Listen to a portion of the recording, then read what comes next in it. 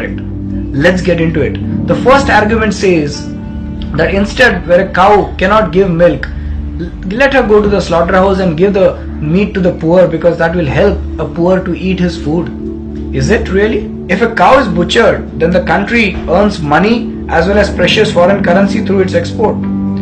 A healthy cow weighs around 3 to 3.5 quintal, and when it is butchered, then about 70 kilo meat is extracted.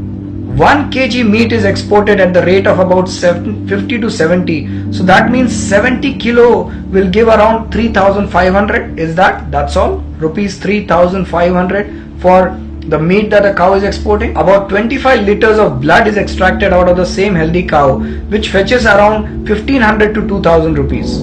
About 30 to 35 kilo bones are also extracted, that is sold for about 1,000 to 2,000. So ultimately, when a cow is butchered and sold as parts, then no more than rupees 7,000 is earned out of that entire cow. A healthy cow gives around 10 kilos of cow dung, gobar, and about 3 liters of gaumutra or urine. Out of that 1 kilo gobar cow dung, about 33 kilos manure is made, which is also known as organic manure. So the IRC scientists were called and they got it tested, and their testing proved that this manure contains all essential 18 micronutrients that the soil of a cultivated field needs, like manganese, phosphate, potassium, calcium, iron, cobalt, silicon, etc. Artificial fertilizers rarely contain more than 3 minerals. Therefore, cow dung manure is 10 times better than the artificial one. In many villages of India, 33 kgs of manure is made from 1 kg cow dung, and there are many villages and villagers who are doing it. 1 kg organic manure is sold in the international market for about rupees 6. Therefore, on daily basis, 10 kgs of cow dung fetches around rupees 1800 to 2000. 330 kilo manure from 10 kg cow dung at the rate of rupees 6. And then there are no Sundays or weekly off in getting cow dung. The cow gives cow dung every day. Therefore, in 365 days per year, we can earn about 1800 multiplied by 365, that is 6,57,000 per year just out of cow dung. On an average, a cow's age is about 20 years, and it keeps giving cow dung till its last day. It may not be beyond imagination that how much one can earn just by cow's cow dung. It goes in millions. 1 crore 31 lakhs 40,000, my dear friends. Thousands of years back, it was already written in our sacred books that goddess Lakshmi resides in cow dung. And how true could it be now? Just see the figures, what I am trying to tell you. This argument is a slap in the face of that elite generation who went through the Macaulay's education system and who consider our religion, our culture and its teachings as mere hypocrisy, and who laugh at the thought of goddess Lakshmi residing in cow's cow dung.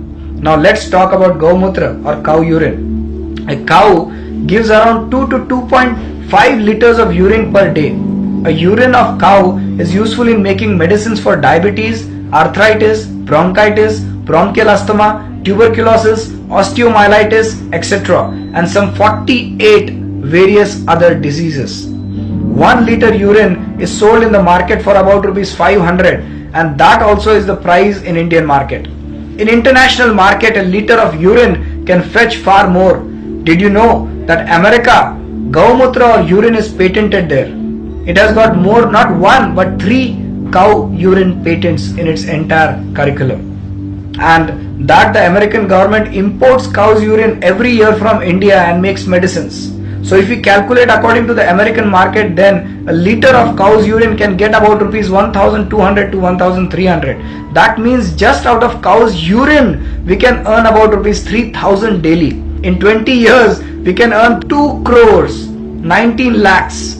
And that is the amount that you can earn from just cow's urine. Cow dung can also produce methane gas, which can be used as an alternate to LPG. And our kitchen can be cooked, the cooked food can be used from that, and also to run a vehicle. Yes, even a 4-wheel vehicle can run out of methane gas, which can be made out of cow dung.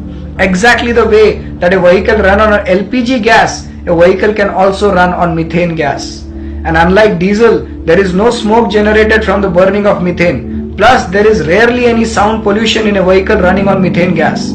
So if we get 10 kgs cow dung per day, then how much methane gas can be produced out of it per year? And in 20 years, there are 17 crore cows in our country. Then if we collect cow dung of all these cows and use it to make methane, then we can get about 1,32,000 crore. We can run our whole transportation without diesel, without petrol. Then we won't have to beg the Arabs for crude oil and America for its currency to buy the crude oil. In this way, our rupee will also get strengthened. They say that killing cows is our religious right and we will do it. So let's get into this argument and say, is this a religious right? Then why don't we go into history and find out how many Muslim rulers use this religious right? So let's make an in-depth analysis of all the historic documents, whether or not the Muslim rulers in India ever utilized that right. Old historical documents, and it is discovered that none of the Muslim rulers in India ever supported killing of cow. In fact, they were completely against that.